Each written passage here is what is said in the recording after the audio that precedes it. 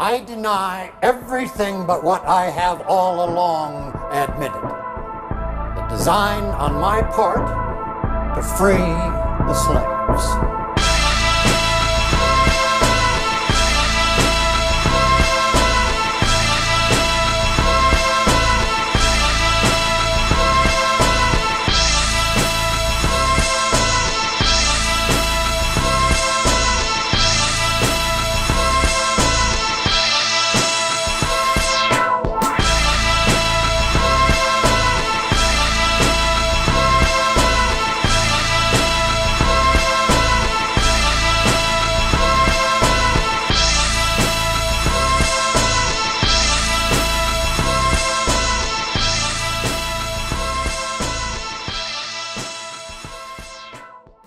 I'm Sam, aka the Khaleesi. I'm here with all of our wonderful co-hosts, and I'm just going to kind of bounce around from what I see on my screen. So I'm going to go to Gabriel because he's on my left. So go ahead and introduce yourself, Gabriel. Hello, everybody. I'm Gabriel Piemonte. I'm in from Chicago, and reparationist. You can find me on Twitter at Gabriel Piemonte, online at GabrielPiemonte.com. I'm just happy to be among such a group of vagabond ne'er-do-wells. All righty, Patricia, you're next up.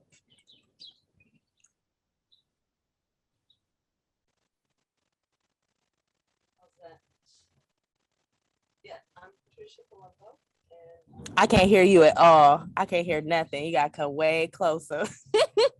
We got to get you some headphones. I do have some headphones. Yeah, that'll probably work better because they will be able to hear you better because I can barely hear you. Go around and I'll do that. Okay, perfect. All right, John D, you're up.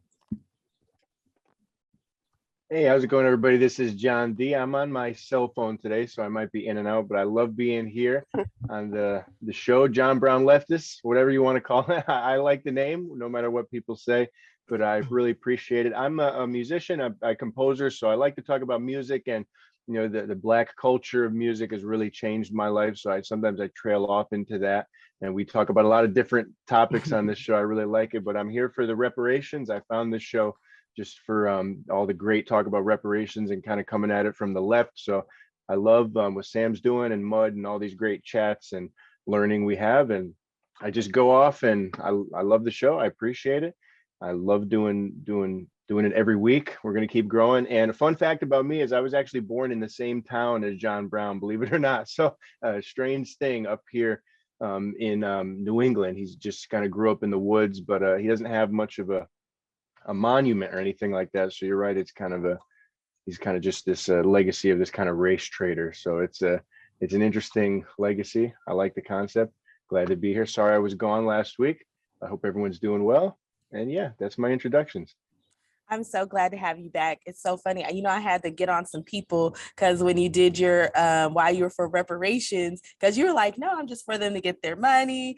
You're like, but I'm not worried about that. I want to see what they're going to do. And he was like, he doesn't even care about reparations. I was like, he said he was willing to give us quadrillions. He just wants to see what we're going to do with it because he knows it's going to be great. I was like, shut up and listen.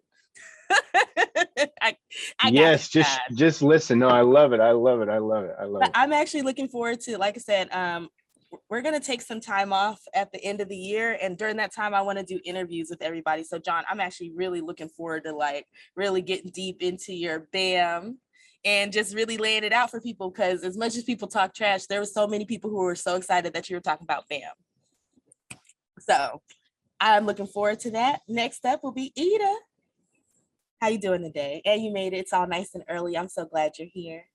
And I'm drinking tea, not even coffee. Okay. Well, it's hard to go after John. He always has this very great sound and great content. Yeah, I'm here from Berkeley via New York, from the Balkans. So I came here via Tim Black's shaming of the white left, and upon hearing his words, they struck me, and and I wanted to be better. So here I am. Oh, thank you so much for joining us. Next, Miss Lovely Danette. Hi, I am Danette from the coast of Georgia, and I am happy to be here. Thank you, Danette. All right, Doc, you're up. Okay, so I was just doing some research real quick. Hi, I'm Doc. I'm from Iowa. Everybody knows me. Like real quick, since we're talking about John Brown today, let me make some recommendations first before we get into the show. One is a movie called John Brown's Holy War, and it's a American Experience from PBS. It's basically a biography of his entire life, and it talks about his struggle for abolition in terms of his religion. And unlike a lot of the abolitionists that he was current with, he actually really did not only support the end of slavery through abolition, he also supported radical equality with Black Americans.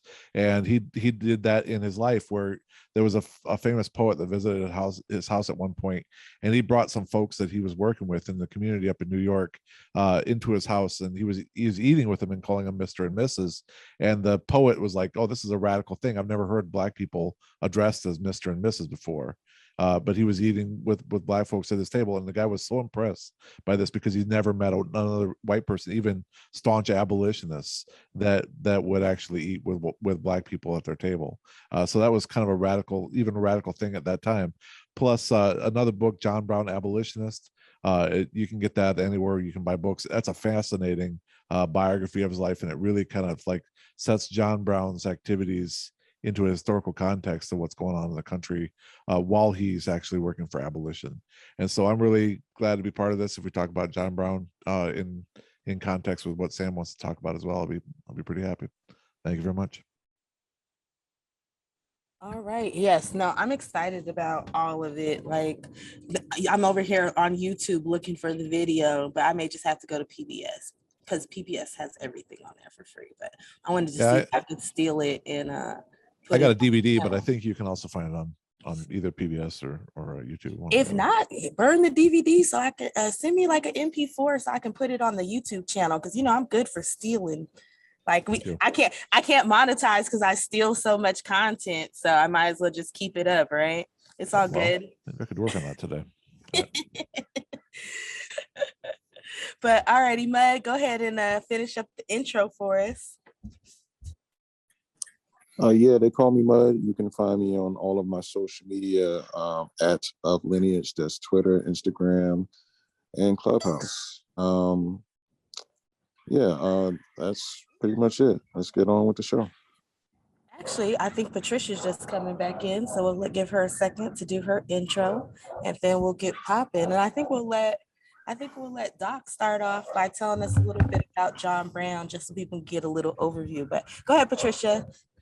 Yeah. Hi, these are my gaming headsets right here. Oh yeah, that's way better. You sound like a whole professional. I'm Patricia Palumbo. I live in Vermont, and I'm going to have to prepare an elevator speech. I'm an artist, and I was an artist for half my life and an IT person for the other half, basically, with a whole bunch of other things.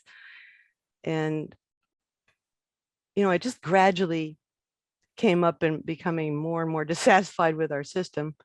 In the last, 3 years or so, I've been very much into supporting Black issues. So that's why I'm here. Well, we appreciate you. Yeah. I appreciate you. All right, Doc, go ahead and kick us off by talking a little bit about John Brown, and then I'll start jumping around like I normally do. All right, so John Brown was born in he was born in the early, I think he was born in 1800 actually, now that I think about it. So he was born there, and he was born in the what was part of the country at that time. And he was basically a son of a farmer or something, son of a, I don't know. Anyway, his dad was some professional. Just you can go ahead and cut that out. I don't know what his dad did. Who cares? But he was a very, very staunch Calvinist, and he really believed that God was watching him at all times and everything like that. He had like 16 kids, and he really firmly believed that that abolishing slavery was the biggest moral evil of his time. And from the very beginning, there was a story about when he was taking some food to Ohio or something like that with his dad, and he saw a farmer whipping some black kid into the dirt, and it so profoundly affected him because he wondered how it was that this man could treat this kid like that person wasn't even a human being. And he had humanity. Wow. Yeah, he was, say what you want, but the vast majority of the population of the country didn't see black people as full human beings at the time. And you get that from the Constitution on forward. But John Brown, recognized the humanity of this boy that was being lashed by this farmer, and that basically sort of set him on the path that he eventually died on. Throughout his life, professionally speaking, he was a failure. He failed at basically everything he ever did. He tried to sell cotton. He tried to sell sheep wool. He tried to sell, farm goods. He tried to be a tanner. He had all these farm ideas, and they all failed. They were commercial failures. He's a miserable failure. And throughout his entire life, he was constantly dodging the bankruptcy courts. They were coming after him. There was one incident where they went to foreclose on his farm, and he and his sons holed up in the barn and were fighting off the sheriff and everything like that. They finally repossessed his farm and kicked him off the land and everything. I mean, just an abject failure. And he swore in like 1841 in front of an abolitionist meeting that he would fight against slavery and for the abolition of slavery and for the freedom of black people in the United States with his dying breath. He swore that. And throughout the 1840s and 50s, he really kind of felt like a failure with regard to keeping this oath. It was a very important thing for him. In the early 1850s, when they passed the fugitive slave laws and this kind of stuff, and when they were trying to bring Kansas into the country as a slave state, he and his sons went off to Kansas and ended up going out one night. This is where he got famous. He ended up going out one night and hacking like 5 pro-slavery people in Kansas to death with swords, and it was like a massacre at night. And although this was in response to the threats that he and his family were getting from the pro-slave people in the territory, he finally, I guess, decided he had had enough. He supposedly prayed before he hacked them to death, but he eventually killed 5 people. And then they were involved in a bunch of other stuff where his kids got shot and killed in this attack of the city of Lawrence, where the slavers went on a rampage in that city. He eventually left and went back east on a speaking tour, and he started raising money and weapons for this plan that he had, where he was going to go down into Virginia and start arming slaves to have an uprising. He believed that if he started an uprising down there, slaves would basically take their farm implements and start killing their slave masters, and then they would all run off to the Appalachian Mountains and basically build a base there where they would go around the South and liberate slavery by force. His inspiration was the Maroon fight in Jamaica. So if you look at the history of the Maroons in Jamaica, where ex-slaves ran away and lived in the mountains, mountain strongholds, and eventually liberated themselves, that was his inspiration. Instead of that, the plan at Harper's Ferry, where he was going to get the weapons, kind of fell flat. They did get some weapons, but nobody rose up in their defense. Meanwhile, the militia surrounded him in the armory. His son was shot to death, and he was captured eventually. A bunch of other people were killed, and he was put on trial. And at this point, they said John Brown was an absolute failure in everything that he ever did. He was a failure in Kansas. He was a failure at Harper's Ferry. But they allowed him to speak in his own defense, and that's where he really started to shine. In his last couple months of life, he started laying out a very firm case, not only for the abolition of slavery, but also for the freedom and equality of all black men in the United States, black men and women in the United States. And this so impressed the North that it so changed the attitude of slavery in the North, so that when by 1862 and 1863, when the Emancipation Proclamation came along, and then the Gettysburg Address, people actually started seeing the Civil War as being about slavery because of what John Brown did. John Brown was eventually hung in December, and he died as a martyr, and they started writing songs about him. The song John Brown's Body lies moldering in the grave became what's known as the Battle Hymn of the Republic. And so, he was a hero just for like the last few months of his life, a couple months of his life before he was finally hung for the cause of abolition. And that's John Brown. People take inspiration from him because while there were a lot of abolitionists going on at the time, and publishing newspapers and speaking out publicly for the abolition of slaves, the vast majority of them did not believe that slaves were equal. They wanted to abolish slavery and then send freedmen back to Africa. John Brown did not. John Brown saw them as equal parts of the American body politic and wanted to incorporate them there. So he was a bit different in that way. And that's the history of John Brown in a nutshell. Thank you so much for that. And I love how I love actually the whole story. Ooh, that's going to be a lot for some people, but hey, we're here. This is America. Welcome to True American History. But all right. So I love that you talked about like how when he saw the Black boy being whipped, that it just did something to him, and it just kind of rolls back to that whole post-traumatic slave syndrome with Dr. Joy McGrew, when she was talking about like, if I stomped a puppy out right here, you would be traumatized. He was traumatized because he saw this happening to a human being. The same way, if we were to walk down the street and see this happening in this day and age, we would be traumatized. So so from there, we were going to kind of talk about the cost of allyship. So I want to show a couple little clips from my favorite, from one of my favorite YouTube finds that I found, which is A Time for Burning, which is about Ernie Chambers. It's really about a preacher in Iowa who right around the time that they were going to implement the Civil Rights Act, he was trying to get his congregation to integrate with Black folks in the town. And like I said, I'm not going to play the whole thing. I'm just going to show a couple clips, but just so you guys can kind of see like how this all plays out. But we'll start with my favorite Ernie Chambers clip that Ryan Knight stole and tried to make about the government, but it was really about white people. But my white people here aren't going to be offended by it because they know he's not talking to them, because they actually do the work and talk to white people about the issues, and they actually do the work, so they're not worried about it. Somebody was a little upset about my last video that I put up about how white people care more about dogs than they do Black people. But I was like, well, if it doesn't pertain to you, then don't be upset about it. A hit dog will holler. Okay, so we're gonna start with my favorite little Ernie Chambers. So he comes in to talk to Ernie Chambers. So we're gonna start right here. Okay. So this is the preacher, and he's trying to go up and get people to be about it. Can y'all see my screen? I've heard so many Christians use the word nigger. Yes. By what we say, by how we act, we teach, we witness. Well, thank you, Pastor Youngdahl. I know we have heard and seen a lot today, and we Christians need to be up and doing. I know that. Thank you. The few particulars that make Omaha different from New York are just incidental.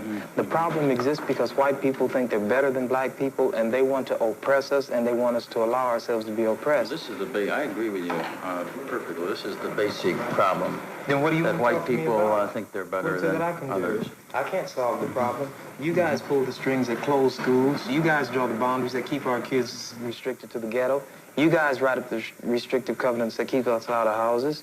So it's up to you to talk to your brothers and your sisters and persuade them that they have a responsibility. We've assumed ours for over 400 years, and we're tired of this kind of stuff now. We're not going to suffer patiently anymore. No more turning the other cheek. No more blessing our enemies. No more praying for those who despitefully use us. We're going to show you that we've learned the lessons you've taught us. We've studied your history, and you did not take over this country by singing "We Shall Overcome." You did not gain control of the world like you have it now by dealing fairly with a man and keeping your word. You're treaty breakers, you're liars, you're thieves, you rape entire continents and races of people. Then you wonder why these people don't have any confidence or trust in you. Your religion means nothing. Your law is a farce, and we see it every day. You demonstrated it in Alabama. And I can say you because you're part of the whole system. You profit from it. In fact, you make your living from it. You couldn't walk around and talk to people, stand up in your pulpit on Sunday and preach nice little songs and say, now we're going to give thanks to the Lord for he is good and old Jesus be among us.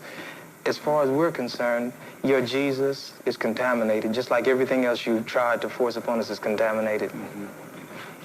Well, so you can have him. And here's what I'll say. I wish you would follow Jesus like we followed him. Because if you did that, then we'd be in charge tomorrow.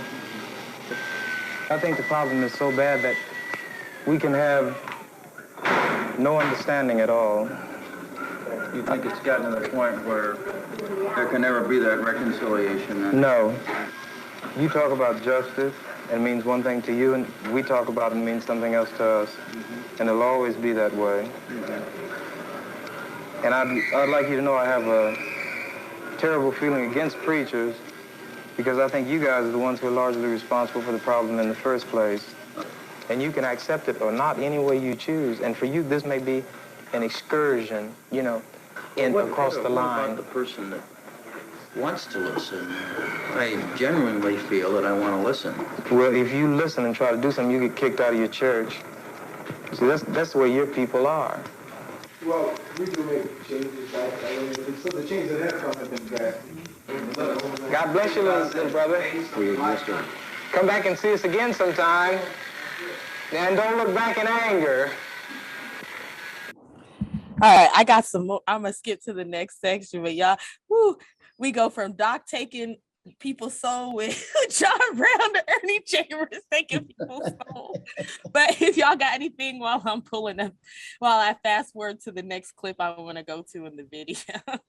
Yeah, I was just noticing that preacher was sweating. He a took lot. his soul. Yeah. And he got the hell out of there. He took his whole soul. Ernie Chambers is no joke, man. Give me a second, y'all. And I think John, I saw you you noted that or opined that he didn't expect that from the barber, and I think that's right. I think that there's a part of your mind gets blown as a white person in America is when there are entire ways of seeing the world that are not fathomable to you, that exist in a whole other culture you don't even know exists. So it's like very disorienting, I think, when you begin on this journey, because you don't understand how it can be. First of all, you don't understand your own prejudices against your own people. So a good starting point would be to wonder why wouldn't a barber know all this? But I think you're right. I think it's like there's a place for everybody. And if you're this educated, why aren't you a tenured professor somewhere or a preacher? Which is a good question to ask, actually. But there was a lot of different levels of sweating, physical sweating. There was some spiritual sweating happening as well. For a preacher, for me. That man. But that guy, I was hoping that he would come back and acknowledge the fact that what the barber said was correct. That like if you try to make a change, you get kicked out of your church. Well, because that's exactly what happens, man. I know, Doc. I'm about to show it. I don't think he thought it was going to happen. Cut to. I wanted to say, if you're a barber in a black barber shop, you are the preacher. Yeah, there you go. Right? Super educator. Right. That's the thing. The white liberals know exactly where to go.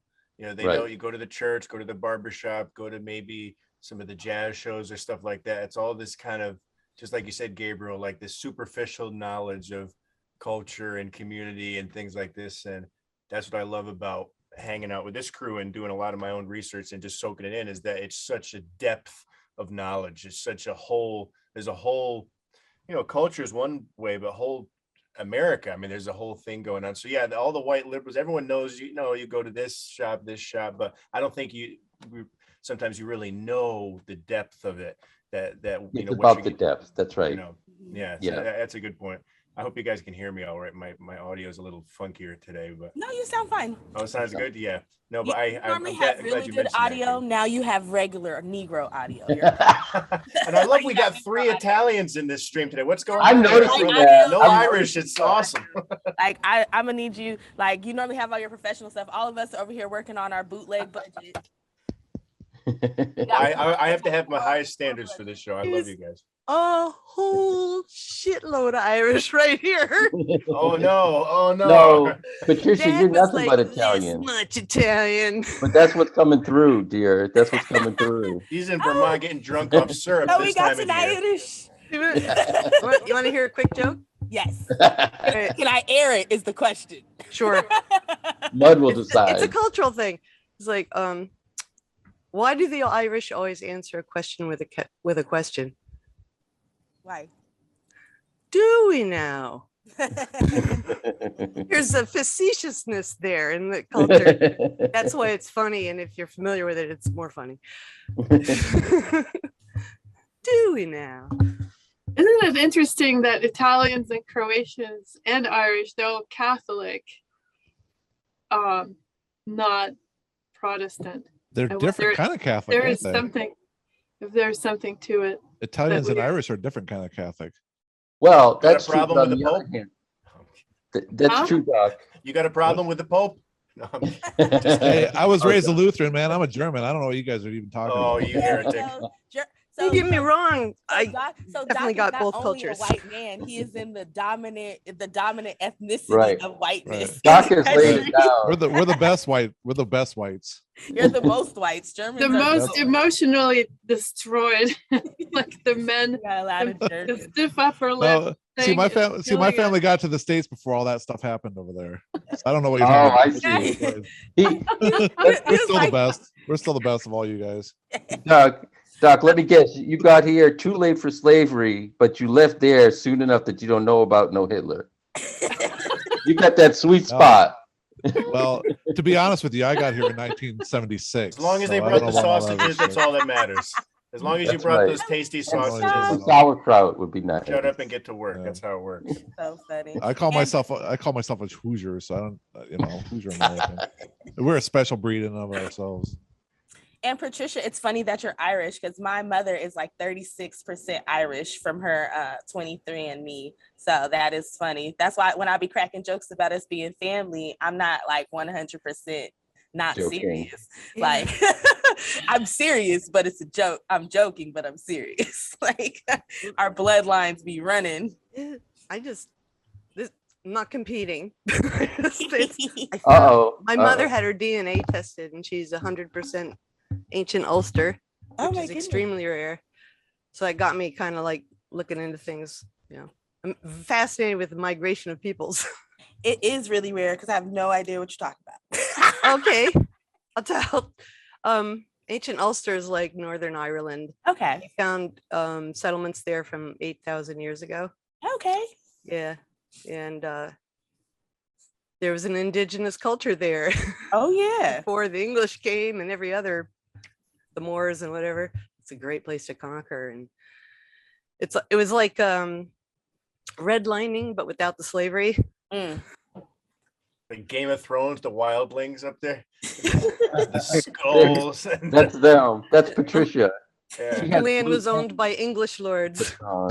When she's not with us, she's painted. Her face is all blue. The way the Irish still fight Protestant Catholic blows me away. Like there's still a freaking apartheid line in Ireland today. It really is something. I mean, the Christian fighting that still goes on. Like you don't really hear about it too much anymore. But yeah, Northern Ireland, they will fucking shoot you if you're the wrong religion.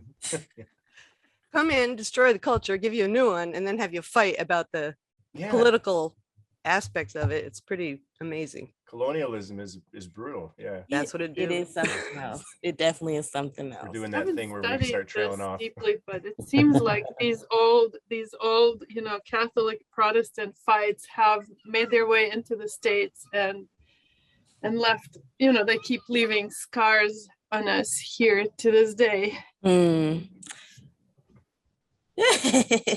I woke up just to tell you, and you were playing about the culture. I forget the title of it earlier. It's called The Miseducation of Black Boys. And remember eugenics and all that coming out in school. But I woke up this morning with Irish music going in my head with this idea, yes, and you go and you tell the Irish people who are here, remember what happened to you. It's time to fight for the Black people. You got to read have you read how the Irish became white?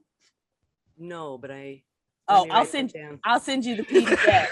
There is literally in the first chapter, there's a whole fight about how the Irish in Ireland were telling the Irish here, how can you not be abolitionists? How can you not be against slavery after everything we went through here? It's a whole thing. But all right, let me get to the next. Yeah, they became cops though, so it's what happened.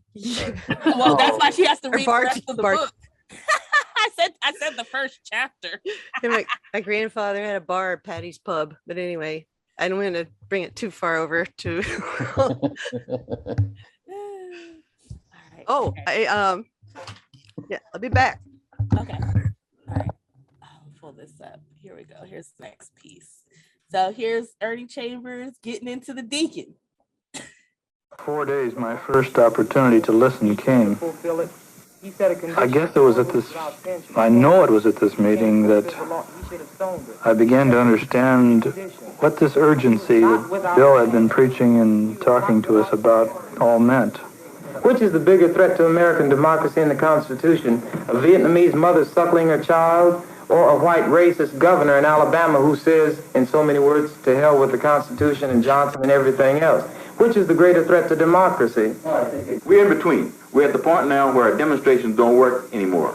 You have only one choice.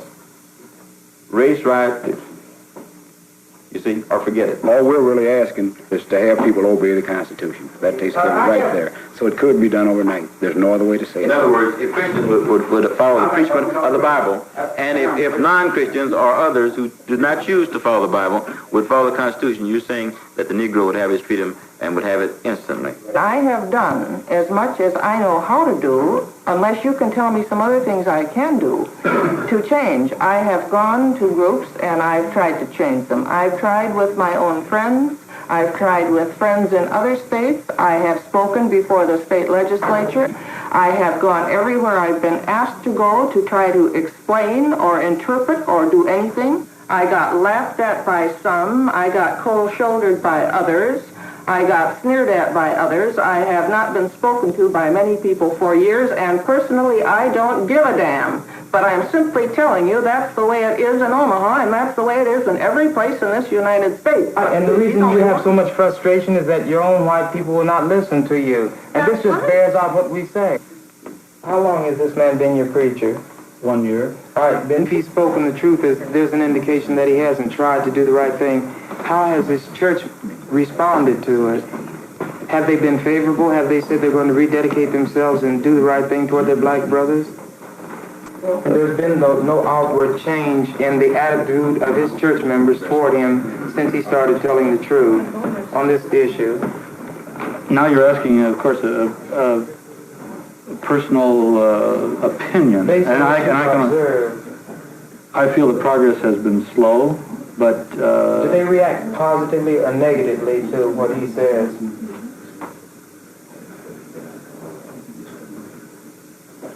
They don't do anything there. I suppose that I would rather not answer that.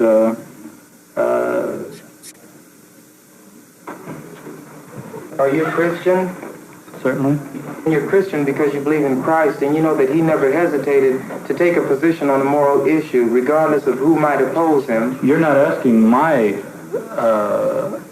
opinion or my position. You're asking the position of the church. I can only speak for myself. I cannot speak for the church. Have you observed any change in the church's attitude toward your minister since he began telling the truth on this issue? I think so, yes. Now, what is it a change that is negative or one that is positive? Both. Is it more negative than positive? The negative element of argument always seems more dynamic. The people that are opposed to things, I feel, speak up more than those that are in Is his rejected. position in his church more secure now than it was before he started telling the truth? Or is it less secure? Do you think he might be considering moving from this locale, or are they perhaps considering moving him from this locale? We don't remove ministers in that way. A minister's calling to a church is calling of God. God is directing him to tell the truth according to your faith, more or less. That's true. Then if these people, they must all be reacting very positively to him, since they feel that God sent him and God is telling him what to say. His word is echoing and mirroring to you what God has on his mind for this congregation. So his position obviously is more secure now than ever before, because he's telling more the truth, right? I don't believe that any of the apostles' disciples were secure because they followed Christ. I don't recall the percentage, but they didn't all die of old age. But we're not talking about disciples going to non-believers to bring people from out of the world into the church. We're talking about a Christian church where all the people profess to believe in Christ. True, you give me an inferiority complex, and this is a beautiful command of the language. It's not me giving you an inferiority complex. It's just that you know what the truth is, and you don't want to tell it. We're fighting ignorance in the place where there should be the most enlightenment. Sounds like how I feel when I'm talking about the leftists. leftists. 350 years to preach true Christianity. As far as I'm concerned, the church can wait forever. No possibility for repentance. Oh, I would say that. It would take some great miracle, like little green men landing by the millions from Mars on Earth. This would so shake the white world, they'd forget all about racism. They worry about the green colors. That's a lie. Something They of would this still worry dimension about would change the black white man. I bet you in our congregation, you could change a lot of people's attitudes just by getting to know them. Your church is 100 years old, Bill, is that right? All I'm saying, Earl, is that we have 1,200 white people that don't even know any Negroes, or very few of them do. When that church returns to where it should have been in the first place, that is the day that I'll walk back into the church. I will give my life to the church. I said, love is my premise. Yes. But at the same time... He talked hate, but his eyes were full of love. But it got to me, and I think this was the first time, too, that I realized days later. It took me days to realize it. But this was what we were suggesting in this visitation, not to encounter Ernie Chambers. But that people could sit down and talk with one another, and these same things would come up. We've got our foot raised to take this first step. All right, sorry. Let me stop my video. And once we're on that step, the rest of the ladder is... Okay. Y'all got anything for that little thing before I play the very, very end when they lolly him out?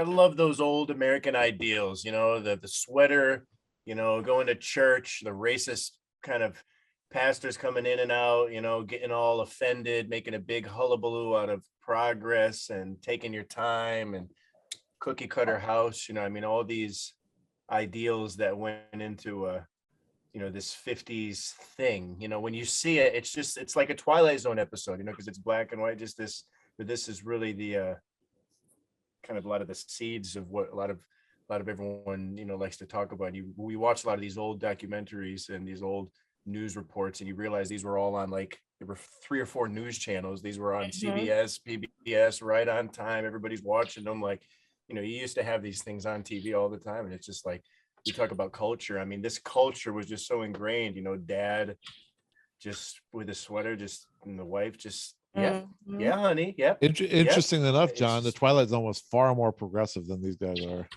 I love the Twilight far Zone, more progressive. So I want to talk about that, the woman who's done so much for everyone. Because there were some interesting exchanges in the chat, which I want to hear about. But also, I just want to observe that that's like if she sounds sympathetic to you, that's good. It's not a bad thing. But she's kind of a hot mess, in the sense that her intentions are good, but she's kind of like going into wherever, the spaces she's normally in. And it sounds like she's just kind of making everyone angry and kind of feeling self-righteous about it, but not making anyone feel any differently. And importantly, has been doing that for years, it sounds like, or for a very long time. Don't try this at home. If that's the approach, if you're like, oh, I could do that, I could piss some people off. Yeah, that's not what this is about.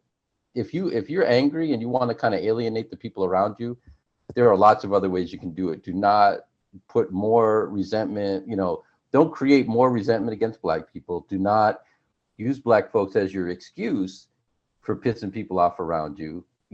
Just deal with your own stuff. This is extremely important, in my opinion.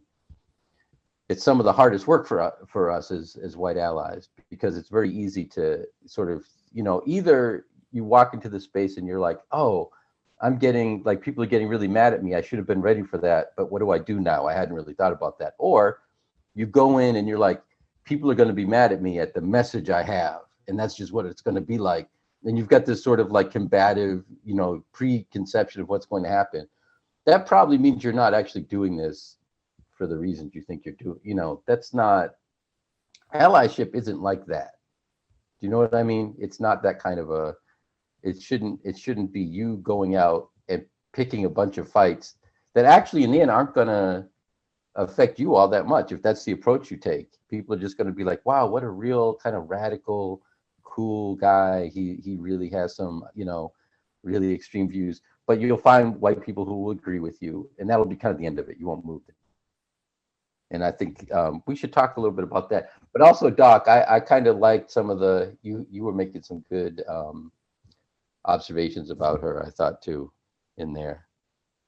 Well, my thing has always been like, the best thing that white people can do is talk to other white people about this kind of stuff. And it shouldn't be with the goal of making people pissed off. It should be with the goal of basically saying, look, this is our responsibility. This is what we got to do. Listen, I'm not a Black person coming in here preaching at you. I'm a white person, and you don't have to be like on the defensive when you talk to me. I'm pointing the finger at you, but I'm also saying you need to change. And I think that, a white person can talk to a white person a lot easier, I think, even still today, than a Black person can talk to a white person, because a white person just automatically shuts their brain off. And this is one of the challenges I think that people that are committed to racial equality in our society have, is that we still have a lot of that whole thing, like, oh, you're making me feel guilty. Oh, you're giving me, like what that fellow said, you're giving me the inferiority complex. That's not what it's about. That's not what it was about. That's not what he was trying to do. But there's something in that guy that made him say that makes him feel bad for believing the shit that he does. Well, yeah, he should feel bad. But if it's a white person talking to him, he can probably hear it maybe a little bit easier than if someone from not his community. Just like a white person going to a Black group and saying, look, this is what you guys got to do, Black people. It's the same thing, but in reverse. And so the thing that I noticed is that he was mentioning he's pissed off that he's getting an inferiority complex, and that's because he wants to maintain his superiority complex, and he doesn't like people trying to strip that from him. And I found that kind of funny. I think that woman probably suffers from the same thing. Doc, I love the fact that you brought up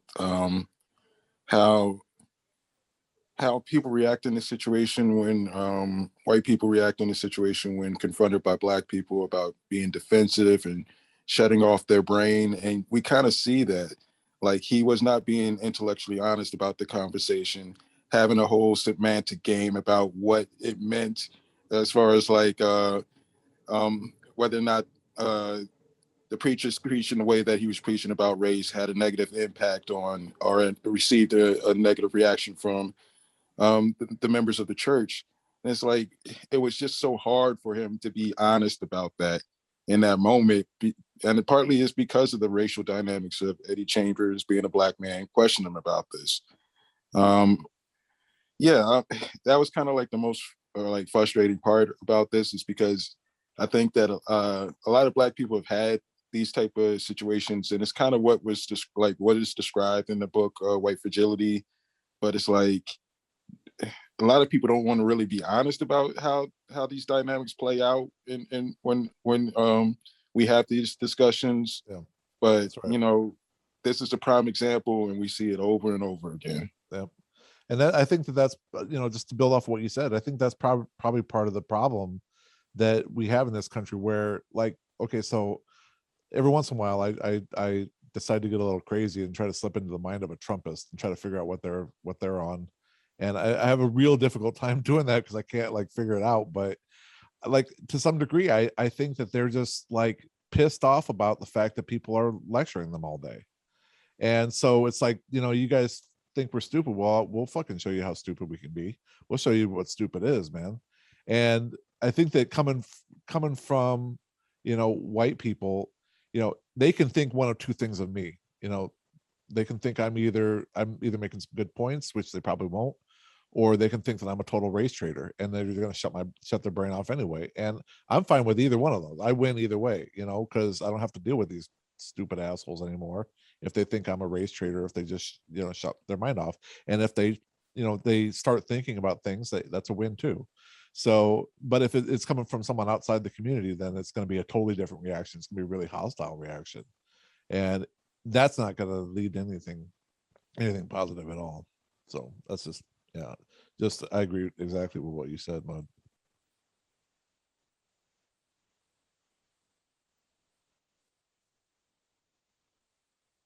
Because I remember, Gabriel, in the first episode, you were talking about like it'll be okay, you may lose some friends, you may like kind of get into that, like let people understand, like, because you kind of gloss over it, but they're like, right. You have to be strategic in how you do this work.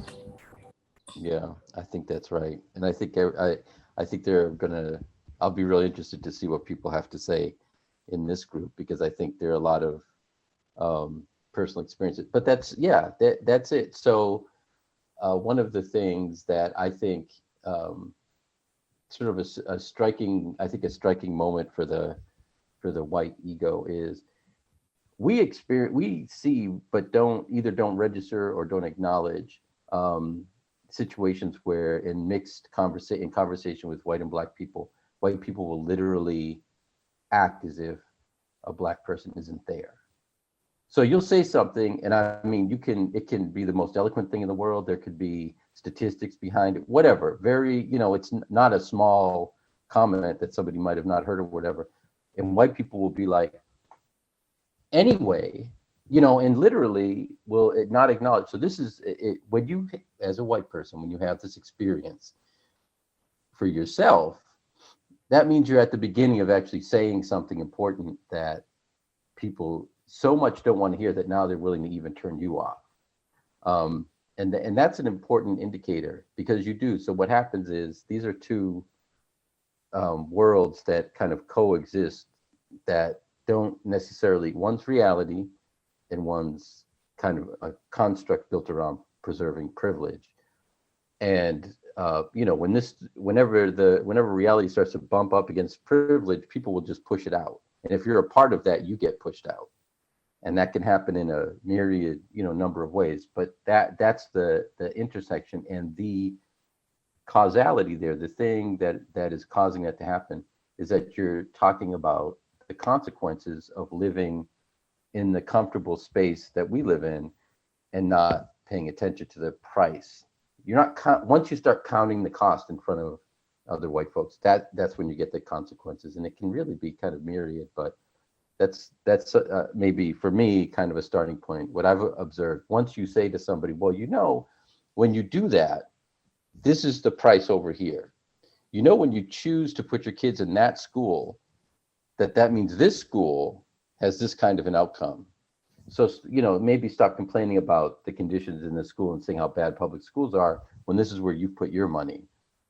As soon as you start doing that, you're going to start to get the kind of static back. And when you get deeper and say, and the origins of that is, we've never stopped segregating in terms of resources, that's when people are going to start shutting you off, because they don't want to be exposed to the idea. Economics.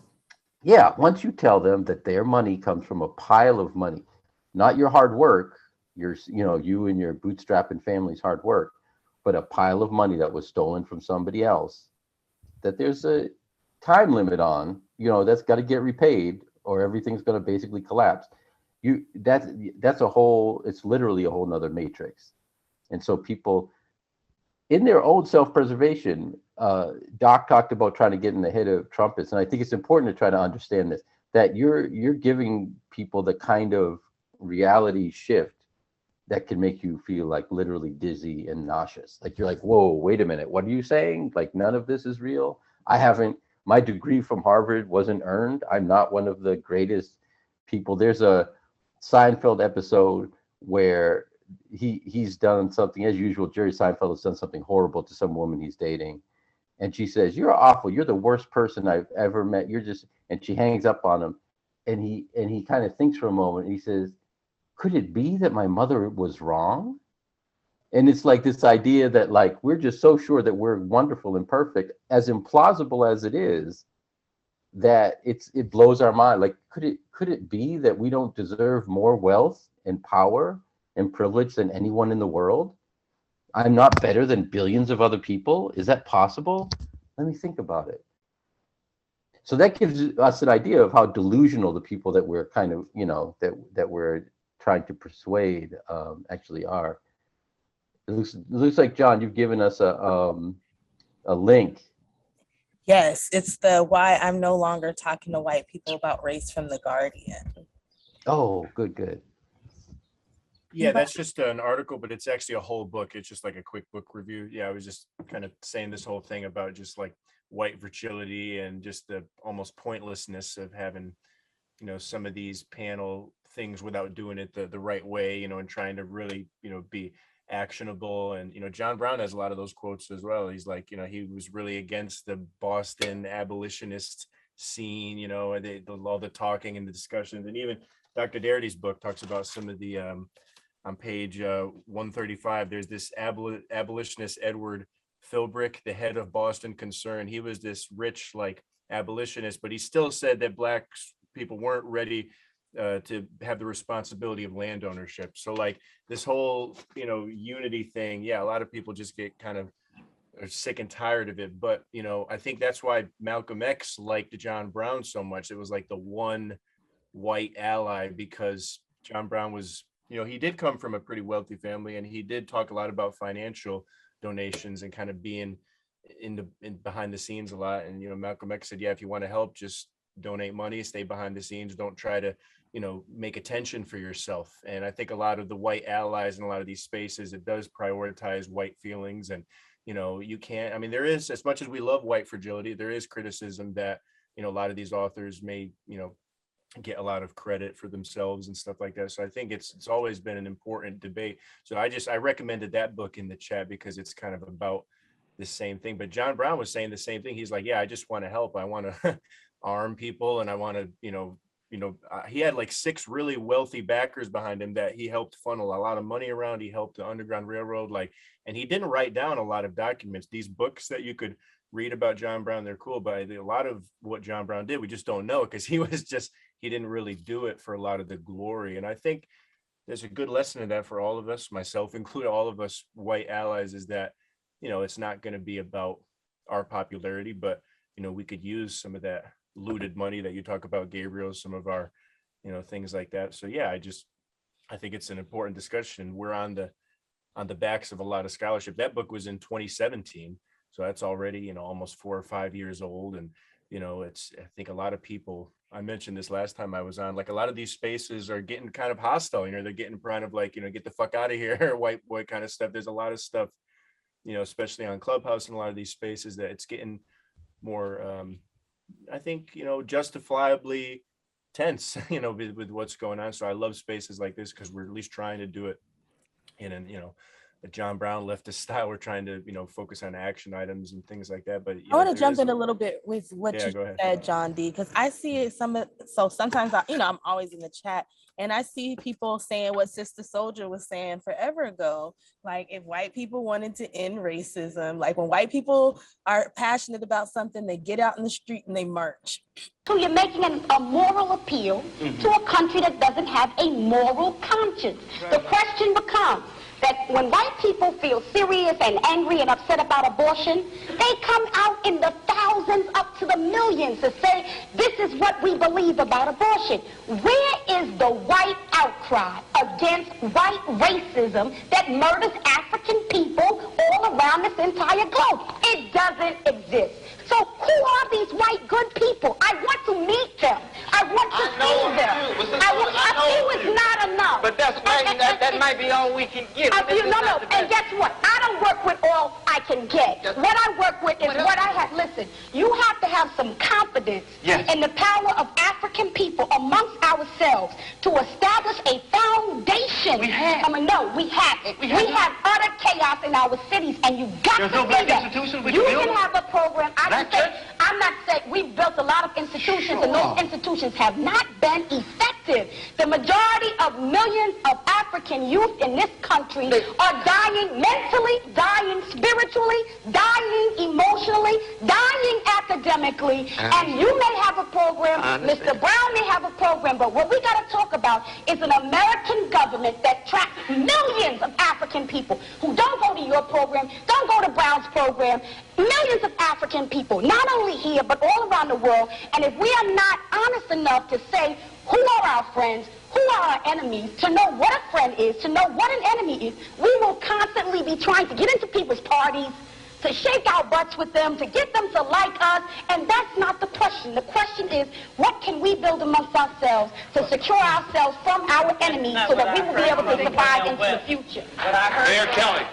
And they will shut shit down. We saw it this past summer with the George Floyd shit, right? It wasn't sustainable, but at least it was for a minute.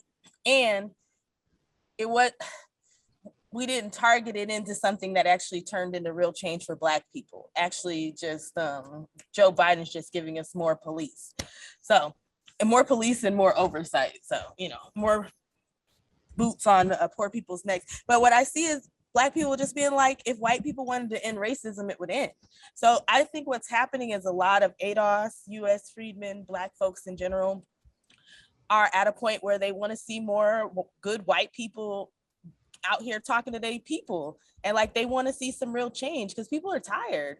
Like, that's what it's really boiling down to. Like, people are getting tired, and it's like you want to embrace people and you want to try to do this, but it's like, it's hard enough for me to get my own Black people on board for the things that I need in the community. And not only do I have to do that, I have to come to you and help you. And not only help you, I have to coddle you. I have to treat you well, or else you'll say, well, you're going to lose an ally. You were never a fucking ally. You could have kept your bullshit from the first, from jump. So that's what I think it is. Like, for me, I'm lucky because I'm surrounded by you guys. So you guys keep me from going that way. But if y'all catch some of the old episodes, you hear me, I was going off. I was super pissed off, like really pissed off. I was playing back some of those episodes today. I was like, damn, I was going in on the whites. Like, like, how did y'all make it this far? So but the thing is, Sam, and I've heard some of your older episodes too, and yeah, it's true, but like, everything you said was right. So no, sure. I mean, like how can someone take offense at the truth if they're really down for the truth? You know what I'm saying? And I'm glad that you guys have stayed here with us, and like I said, but having you guys around me does it. I hate to use the word, it does slightly de-radicalize me against white people. Because I'm like, okay, there's good white people out here, so let me just find them. Because I don't need. Don't trust white people. Yeah, you've got about. Hey, Doc, don't get super excited over here. I didn't say all of that. Yeah, don't do that. I said that y'all make me a little bit nicer in my speech. All right. Okay. All right, she still has a stockpile at an undisclosed location for when we turn it on. I'm still packing up with the rest of the Negroes when we get reparations.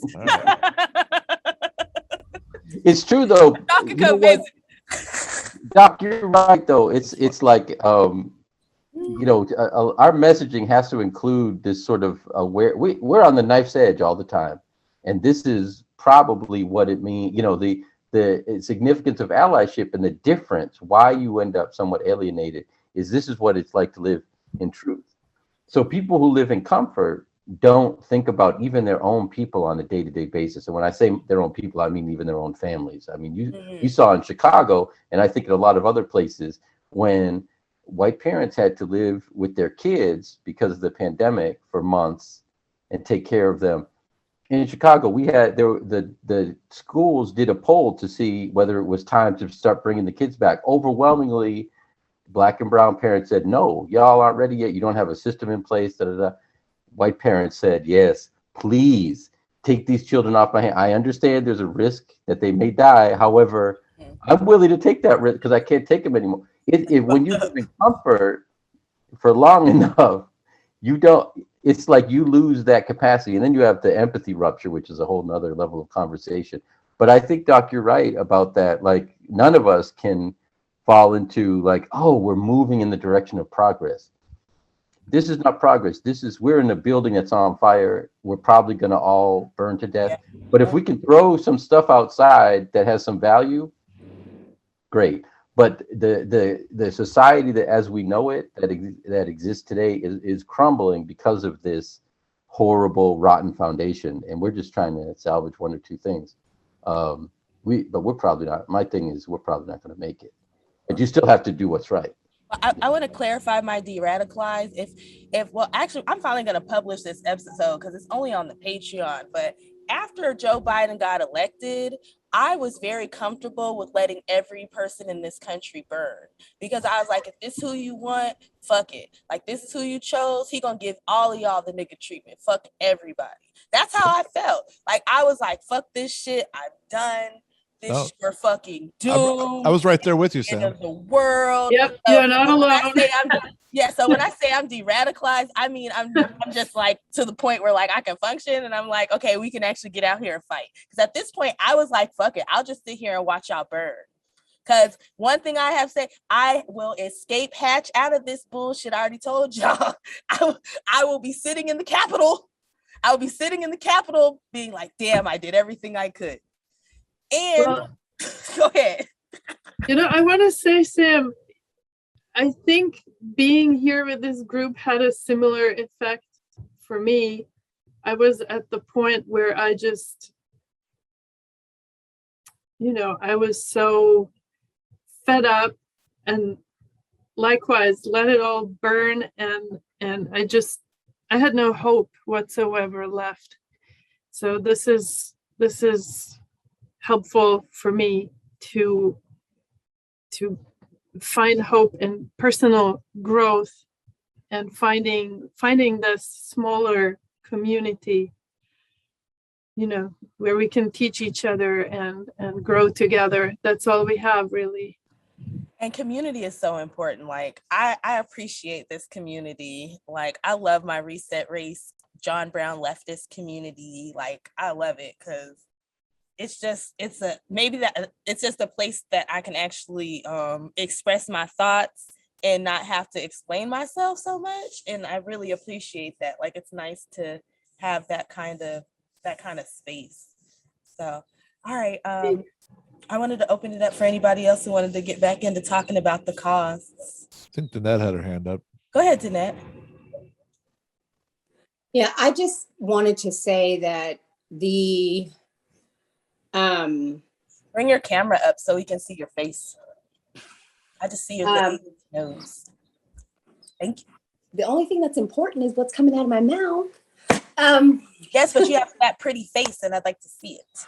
Thank you, ma'am. The thing is that the level of like what Gabriel was talking about with the pandemic, like the level of, when we talk about like even the income gap and the wealth gap between white people and everybody else in the country, there's an experience that less wealthy people have that the more wealthy people don't have. And there's like this privilege of oblivion that they get to walk around in. And so what that clip with Ernie Chambers really showed me is that it's still that way. Like it's like a pervasive thing, the mythology of this country being the greatest place on earth, and everything's so wonderful and we're this melting pot. None of that is true. And then, yes, the nuclear family. And I was just having a conversation with my husband this morning about what is considered the traditional family, right? Like 2 high school sweethearts getting married, having children, having the dog, the white picket fence, the whole thing. That's like the mythology of the country. That's not the reality that the majority of people are living.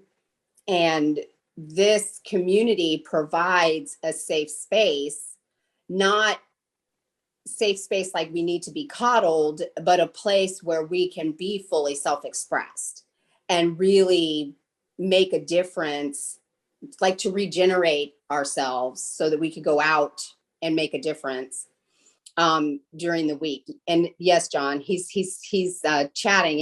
It's a judgment-free zone where you can say what you want and really express yourself. Except for the N-word.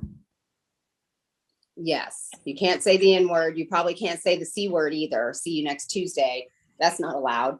And I think that I had never really considered the cost before until a couple of weeks back when Gabriel had mentioned the cost. And I thought, wow, there is a cost. I mean, as a Black person, we deal with the cost of being Black in America all the time, but I had never really considered that when white people go against what is considered traditional white way of being, there's a big cost. And I hadn't really considered that. So you guys are pretty amazing people to take the risk that you take.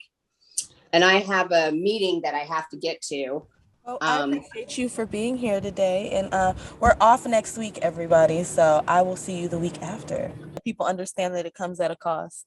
And even with Black folks, like we already deal with cost. And then when you decide you want to stand up and fight for your people, it comes at a cost. But, we keep moving and we keep doing what we're going to do, because either we're going to fight for a better world or we're just going to sit here and just watch it burn. Pick your poison. I want to at least say that I tried. Well, I think what's cool about your show is that we have that interesting spot of critiquing the left side of it as well, which also has a very deep and very rich tradition. I was reading about the redneck revolutionaries the other day who, are basically like anti-capitalist, anti-imperialist, pretty hard left, but they believe in gun rights and they show up to protest with guns. So some of the far left groups are like, we don't want to associate with them. They're white supremacists. And sometimes they call you guys, Russian trolls, white supremacists. So it's and same thing with John Brown. He's a terrorist. He's not like a leftist in a lot of these spheres. You're not going to find him on Marxist.org, So your guys' show is interesting, is that it's definitely not in that traditional sphere of hard left or hard right, which is why I do have it on my little podcast as well, is why our views aren't probably as big as some of these other shows, because John Brown is still I grew up in the town that he was born in, and he doesn't have a monument, but Christopher Columbus has a huge monument. So John Brown, he's not like a right-wing terrorist, that you're going to see all these documentaries. He's not this left-wing extremist. It's an interesting, I think Reset Race is definitely in that space, fortunately or unfortunately, but you have to be critiquing the left right now. And a lot of people are doing it. And unfortunately right now, the only answer people have is the right. I mean, my neighbors now are putting all these Republican signs up again. I'm like, what the hell's going on?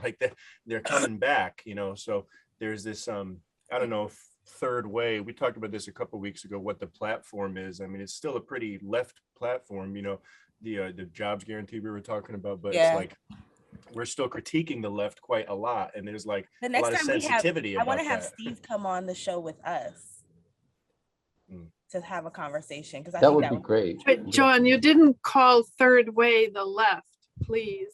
Yeah, no, it's just I didn't want to use that term because it's a pretty loaded term, but it's like we're there, but it's it's they're the corporate minions, not even minions, they're the corporate think tank. That's what Yang's trying to do now. Definitely not. Oh, and Yang hired Kenny. Woo! Yang is trying to do that. It's a right wing.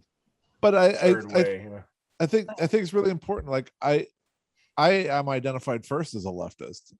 I'm a left-wing socialist, and I'll put that out there all the time. But the thing is that so many socialists have gone down this class reductionist road, and they basically have said, well, the only thing going is Karl Marx.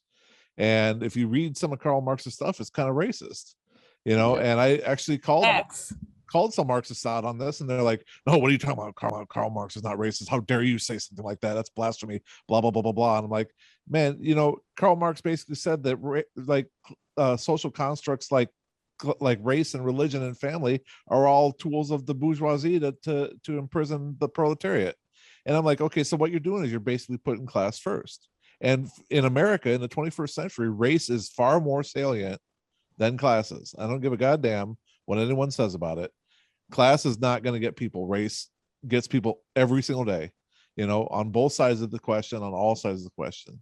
And, so we got to talk about this stuff. And yet it's like, a lot of the leftists who are in support of the Democrats and the DSA and everything like that don't want to have that conversation because it's very uncomfortable for them, because it means they call themselves out. You have to call yourself out as being part of that shit. Right. And this is the thing. I mean, so where we're at now, I think, is where we understand that, and that's perfectly framed, Doc. I want this. We should make a transcript out of this one. There's some really good stuff in here, and then sell it. But anyway, I think what you're describing is this. The purpose, what was the purpose of the left when it was created? It's to create a comfortable space for white people to live in so that they're not confronted by their own internal contradictions. It answers the question, what is the least I can do and still feel like I'm part of the civil rights movement? It's that negotiation, as if LBJ and King had sat down and said, LBJ had said, look, I got a lot of white people I have to deal with. What is the least they can do? And King was like, well, they can subscribe to NPR. They can, have one black friend. They can, and it's like, there's the list. But that's not the left, though. That from a leftist position, that's the center. And it's not. That's what we think. Dude, but look at the NPR, Prius driving liberals, democracy now. Going out for fucking brunch. All that shit is not left wing, and I don't understand why people keep calling that left. It's the pattern, though. It's not I hear it wrong. NPR is no longer P. There's no P. I still think of Crystal as the brunch crowd. Yeah, I mean, honestly, I just don't think. Damn, man. I just don't understand the difference, because here's the thing, Doc. To the extent that the framework I'm suggesting is consumer based, and so to the extent that DSA folks choose a podcast or Amy Goodman over NPR, I don't see a difference. To the extent that there is a different set of white theorists that they consider their foundation, I don't see a difference. So I'm not. I don't mean to suggest a particular set of purchases. I'm not at that. I'm not at the Amazon checkout counter yet. But we're don't ever go there. Boycott that shit. You know what I mean, though? It's like it's how do I, what can I consume to create an identity that's going to make me comfortable and I don't have to do anything else. The most active thing I have to do, the most radical thing I have to do is vote every once in a while for somebody who's black or brown. And put a bumper sticker on the back of your car. And put a bumper sticker, that's right. Stupid pithy little comment. Right. You have to vote for women. Progress. Yeah, that's right. And then you're aces. Well, it's interesting what's considered left and right in this country. I mean, please talk like about Bernie, for example, would be center left at best in Europe. I mean, he's basically fighting for stuff that Europeans are now fighting to keep. Yes. And we don't have it yet. Like, universal healthcare and childcare and childcare subsidy, basic stuff like that. Basic. I mean, this is an education, like university education. I mean, what the hell do we pay taxes for here so that Raytheon and so on can drop more bombs around the world and make some, guys in leather chairs with cigars and cognac very, very rich? Not literally making a taxes for no reason, because the thing about it is our money doesn't. Right. I know. Yeah, but I know I got to point that out though, because I got to break that. And then we are gonna preach. I know I gotta read that Kelton book. But I understand where you're going. But I get what you're saying. I definitely. Yeah. I mean that's what I mean is, like we are being nickeled and dimed, and meanwhile the big corporations pay nothing. And get a bunch of subsidies. And so where was I going with that? Why did I get upset? You were talking about the left and the right in America. Oh, right. So it's like, the right is totally off the fucking chart. They're somewhere over there, down the cliff, and the so-called left is really the right, and I don't know, like the far left, the real kind of opposition is nowhere to be found. It's dark, is what it is. I want to make a point here, and people like that. I think it's a what's the word? It's a fragmented so badly, like people's consciousness over, like we need to, and I spoke with Sam about this at length. History. We really need to learn history, and people need to just read more and understand where they're coming from. And like these divide and conquer games have been at play from day one. So how can we need to do something to overcome all this division, to understand how we are being played. And this is, I guess, one of our roles. I think the biggest problem here is that people have gotten into this whole left-right thing recently without any kind of education. Like they don't know what they're really talking about. They're just going based on talking points. Literally the origin, bumper sticker right, Doc? philosophy. Literally not even the origin of why we talk about right or left. Like I wonder how many people even understand. Yeah, it was the arrangement of the parliament in revolutionary France. That's why we talk about left or right. On one side of the parliament, the left sat, and on the other side, the Republicans or the right progressives, the right, the party of the king sat. That's why those were considered right, and the radicals were considered left. Let me basically drop a couple things here. You had mentioned, that John Brown not fitting into a traditional left-right, scope or whatever. John Brown was a religious fanatic. Okay, you don't find a lot of religious fanatics on the left. He was literally a religious fanatic. Everything from the moment he woke up in the morning until the moment he woke up the next morning was, God is ordaining me to do this. I'm doing God's work here in the world. Okay, he was not a Marxist. He was not a socialist. He's not what you consider a progressive. He was, if he could have designed his own government, it would have been a theocratic government. And yet we talk about him like he was a radical revolutionary, because the things that he was promoting for the time were very radical and were very revolutionary. And that brings me to another thing that I want to mention here real quick, and stop me if I get too deep into this. But the word radical comes from Latin for root, the roots. It's from the roots. The word revolution, like the revolution of the planet, is not a 180-degree turn away from what we're going on, but a full circle back to the beginning. So radical and revolutionary starts from the foundations. They are not necessarily anti whatever we have now. They are saying our society has gone to a point where we're so far off the beaten path that we got to get back to the foundations to get back to the original, to start again. So your argument is revolution is at its base conservative.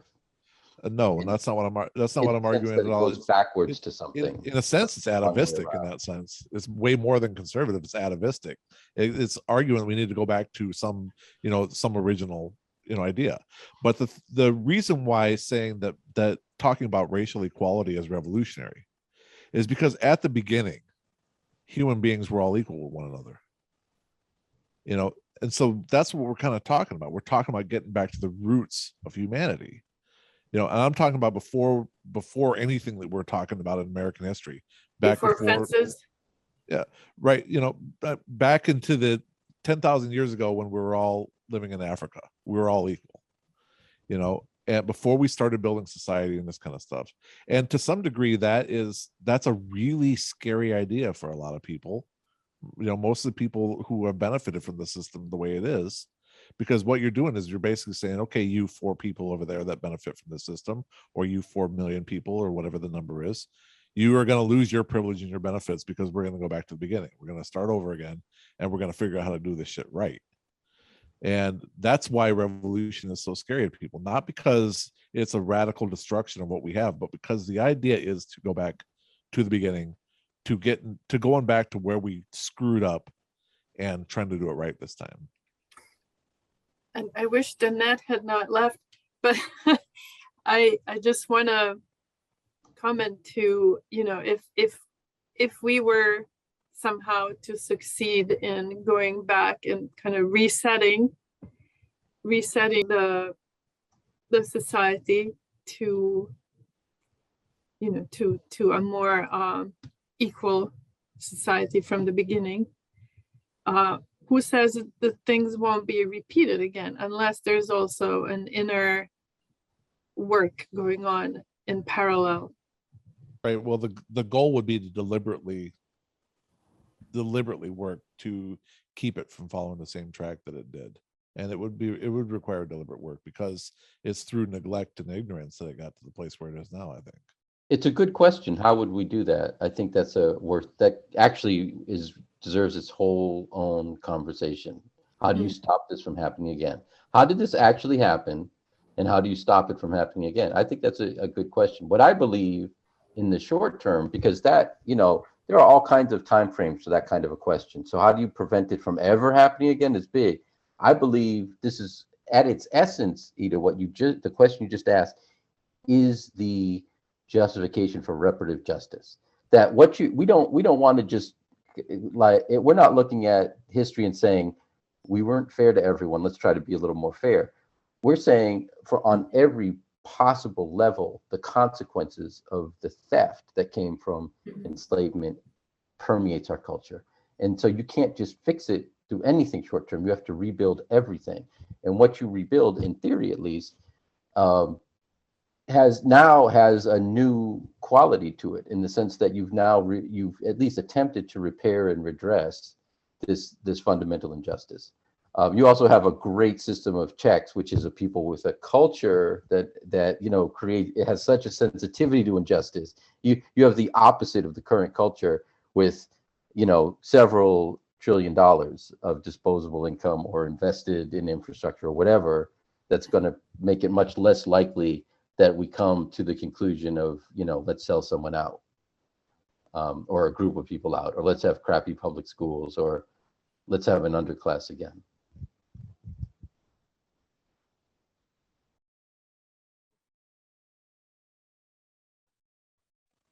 Yeah, and just to jump in, that means the job might be even a little bit bigger than what we were imagining, you know, because like you said, you got to go back and you got to take a look at every single institution that we got in the society, and we got to see how it's been affected by Absolutely. This legacy, and how you got to find out who's benefiting from maintaining this legacy in place. And you basically got to root all that stuff out. You got to get down. You can't leave a root in there because it's just going to fester again. Exactly. You got to find those roots, and that's hard work. And, you know, I think that there's a lot of people out there that talk about revolution that aren't willing to have that kind of conversation with anybody about it. Well, the genius of a reparative frame is that you have a tracer. The economics is you can trace. So if there's been economic infusion, and to the extent that there has been from that, you know, that initial act of theft, then you know that that's a corrupted institution.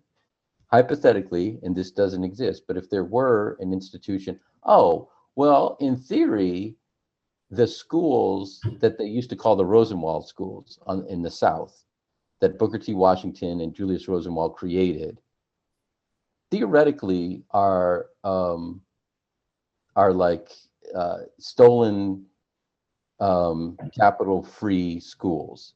Those things were built, they're once removed. They're obviously, these are people who had wealth and the wealth came from somewhere.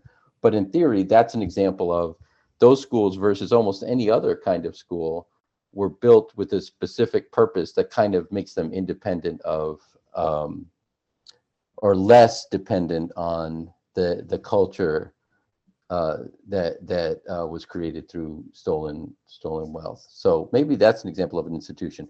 But yeah, I think you're right, Doc. It's like, so I think it's a matter of how much did you need. So our banks need a lot of this capital to stay alive and do what they're doing. So we know that they're on the top of the list of stuff that probably just can't continue to exist. Like there's just no way you can do it. We tried, right? The Freedmen's Bank. It was like, okay, let's create a just bank. And of course it had to be run by white folks. And so what did they do? They stole all the money from people who had just been freed. And people are still telling that lie that Black people mismanage the money. I was They watching sure are. a thing on genealogy, and I had wanted to use some of the stuff because it was this white woman. She was talking about genealogy, how they had dropped the Freedmen's records, and then they got to the point where they started talking about the Freedmen, and they threw out that lie about Negroes not being able to manage money. I was like, I can't use this shit. It's so frustrating because it's the opposite. It's a miracle. Within a short time after emancipation, millions of dollars are earned and pooled. That is a miracle, but that's not what people focus on. They say, well, that money then was mismanaged and so it went away. But every single board member was a white person. And that's where it went. It went, it was through the board that it disappeared. Back into the white community, how Black money really goes. Yeah, like it always goes. Hey, Sam, you follow, I can never pronounce his name. Irony. Yes, I was going to say Irony talks about that. Go ahead, Ida. Yeah, no, I think he mentioned some, like he spoke about institutions, and I wonder, I haven't watched much of him. Maybe you can. You gotta watch more Irony. Everybody should watch more Irony. I'll probably steal a little clip from Irony in here, but no, Irony talks about white institutions. He talks about the school. He talks about the family. He talks about the church. He says if we're gonna change the way things are in America, we have to start studying white institutions, and from there we have to change white institutions. And he's very clear about it because we have to change, we have to get back to the root. Like y'all saw that Ernie Chambers clip. Like if that church believed in Jesus like they said they do, they should have jumped right behind that preacher and integrated. Like the church should have led the way for integration. And right now I saw something where this one female pastor was talking about she prayed for the angels to keep CRT away. I was like, I don't think angels do racism. Like, I don't think that's in their job description. And this brings me back to like a joke, right? Because I like Boondocks, and I don't know if any of y'all have seen Boondocks when Uncle Ruckus went to white heaven. And my joke is, what happens to white Christians when they die and they go to heaven and there's a bunch of Black people around? Like, is this the fucked up shit for that? I'm just like, very disappointing. They're very disappointing. I'm just like, I thought this was gonna be my heaven. Like, I gotta do these two girls up here too. Like, fuck it. I'm just saying, like, do y'all think about these things? Like, maybe I do too much. I don't know. But I don't think that there is a heaven, so I don't either. But if you're a Christian and you believe there is one, this is my point, right? If this is the stuff, I'm a person, like, I'll come from you from what your belief system is, right? So if you say you believe in this stuff, then how can you be this way when you say you believe these things? I don't know how the Klan doesn't know that Jesus was a Jew. I don't know how that, like, I can't like wrap my head around that. They got like Christian images all over the place in the Klan meetings, I suppose. He's an honorary, but white supremacists like to bring in he's a Jews for Jesus. Jews for Jesus. They'll bring in an ethnic, like they'll bring in like one Asian to be in the white supremacist group, one brown or Latino to be in the, like, so they're like, no, we have diversity. We just don't like Blacks. Wait, what was the movie that recently came out? I wanted to watch it and then it slipped. It slipped my was a black guy was pretending to be in the Klan. The Black Klansman? Black Klansman. Okay. Yeah. How was that? Oh, movie All review. right. Yeah. I watched 3 out of 5 tomatoes, something like that. I remember when Boots Riley was saying, "Don't watch Black Klansman, watch Sorry to Bother You." I watched Sorry to Bother You. I love that. I watched that because of you guys. That's a good movie. And I Boots was- is a really good guy too, by the way. Yeah. He really is. He said he's voting in the primary just for Bernie, and then after that, when Bernie lost, he's like, I ain't voting for shit. And he said he didn't agree with Bernie at all. He just wanted to he was down with what kids were working on. So that's what he was for. He was for a populist kind of movement. And then once the Dems did what they were going to do with Bernie, and then he backed out. I think he's big on labor rights, and Bernie was really the only candidate supporting labor. Oh, Boots is a communist. He'll straight up tell you, he goes, I'm not a leftist, I'm a communist. He's a good guy. And his music is, wow. I mean, his heart blows, his mind blowing. I always wondered, so he started in the coup started in 1992, I think. And it was at the same time when when West Coast gangster rap was real big. And so I wondered how it is that he had this music that was kind of in the underground that was juxtaposed against the materialist stuff on the other side, and I mean, because he would straight out say, I'm for redistribution of wealth, and he's for, communism and everything like that. And he's very explicit in it. And at the same time, at the music that he was going up against was talking about cars and money and drugs and women and everything like that, full on materialist. And he was basically, one of a very small group of folks that were doing anti-materialist stuff, in that time frame. It's pretty neat. Well, I think early on there was way more balance in the music, where you would get a variety of different messages, and then that kind of, the drive to make money in the art form kind of pushed a lot of different styles out. And it just became about whatever would make you the most money. Yeah, I think you're right. And I think that happened not too long after that, in the mid to late 90s, I think, when Sean Combs and all them were blown up. It really became about just flash and everything like that, and all the consciousness stuff sort of disappeared. Yeah, I feel like that was on purpose. That was just good social programming. Good way to further tear down Black culture, make a bunch of money off of it. Because there's just, like you said, back in the day, there was a mix. You could listen to, if you wanted to listen to some sexy stuff, or you wanted to, you wanted the over sexualization, you had those artists. You wanted to listen to some I love you, I want to be with you, you had that. You want to listen to some hardcore hip hop, you had to, now we don't have anything in any genre anymore. It's all kind of the same shit across genres. Everything sounds the same, like what's that called? The same mold, the corporate. It's all Drake. There's I don't know how on topic this is, but there's a Body Count video. Body Count was Ice-T's metal band, and he actually it's like a thrash metal band, but he kept getting promoted as a hip hop rap rock. And he got pissed at that. He said, look, we're not rap rock, we are a thrash metal band.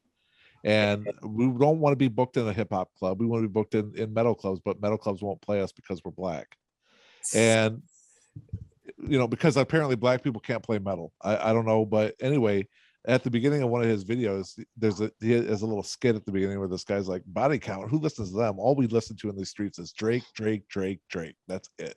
That's all we listen to.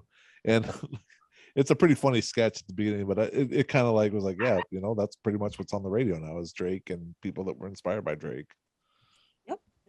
I don't know. I feel like I'm getting old. I feel like that South Park episode when they turn on the radio and all hear is like, I feel like I'm that now. Like, it's like you did a certain age, like the day before everything was great, and then the next day, all of a sudden, all you hear is that. That's how I feel sometimes. Yeah. Like, Arrested Development There's has a lot of record good coming BAM out there right now. You just got to search for it. I've heard that. My friend has some good stuff. You got to send me a playlist. I'll be telling you I'm lazy. Y'all got to just send me shit. Yeah.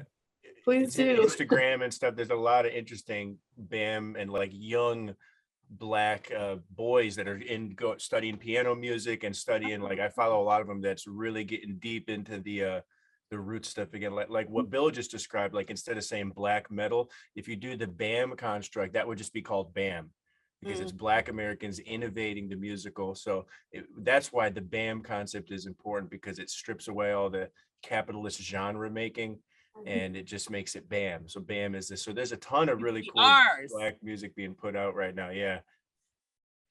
But what the big industries are going to throw out are obviously the top 40 and all this kind of stuff and the blackfishing stuff. So yeah, but there's a lot of underground. I love that you use black. I don't like using that word jazz because I just don't agree with it. But there's a lot of kind of, you would think underground jazz, acid jazz, like even like the drill stuff that's going around New York right now. It's very cool and it's very roots based, very advanced, and it's cool. People know who's producing the best music in like the history of humanity, really, and that's something I've really I love listening to, but it's hard to find. I'll send you some. Yeah, but the BAM is coming out. A lot of the young people I noticed, the young musicians in like the Manhattan School of Music, they're starting to drop jazz. They're starting to say BAM, like BAM capital. So it's cool. It's coming around. It's not just a fringe thing I'm talking about that I'm reading online. It's a new kind of revolutionary way to talk about African American music, Black American music, if you want to look that up.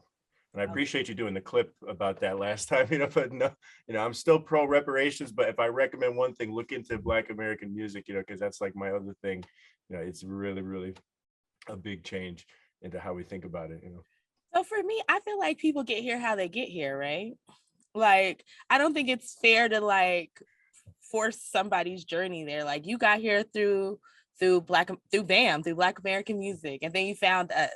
So like, I don't have a problem with that. Like just because you didn't just like see some magic video and then decide, oh, I should start reading these books. Like you came to it and then you did you know what I mean? Like, I don't know, like we got to let people get here how we get there. Plus I like it. I think it's an interesting story. Plus you're talking about stuff that people will be interested in. And what if I'm not thinking about what's going on with reparations, but I am interested in BAM? But then I start listening to John D talk about it and he rolls into reparations. I'm like, oh yeah, it makes sense. So however people get here, they get here. Yeah. It's it all comes back to money, right? In America, it's all capitalism. I mean, even Patricia, I'm sure with your art, it's all you got to sell it, and then you realize as a white person where our there's a lot there that we have to, it's a interesting space to be in, when you have to sell your work. Capitalism itself in America is tied to oppression and these things. So it's you got to talk about it, right? I guess I was lucky in the Balkans to have had parents who were really not like anyone around us. They were very bohemian, and I grew up listening to Mahalia Jackson and Ella Fitzgerald and Louis Armstrong, and I just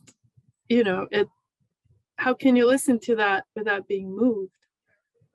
And then later, I found Nina Simone and totally fell in love with her. And yes, I'm really, I guess there would be no music without Black music. It would just all be. It would all be English folk music everywhere. We'd be waltzing. We'd be waltzing.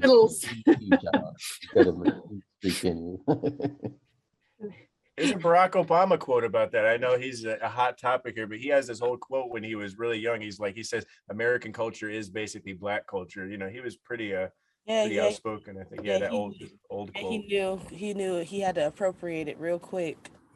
Yeah, he knew where the money was. he wasn't getting out here as a Kenyan white man. He had to get out here and put on that berry swag.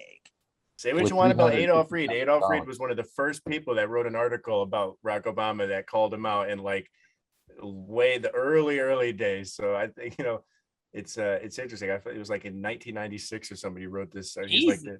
Yeah, he like, was on him before people even knew who he was. There's this community organizer in Chicago. That was the first sentence of the article. It was interesting. Yeah. It's so funny that it would be Adolph Reed's bitch ass. I fucking hate Adolph Reed. Who's that? He is the go-to blackface class reductionist. When they want to bring out a class reductionist, they drag out his Crypt Keeper ass to come and talk about. Yeah, he's the Thomas Sowell left for real. They drag him out to talk about how Negroes need to stop talking about race and how it's all about class. And if we would just focus on class, Negroes would be okay.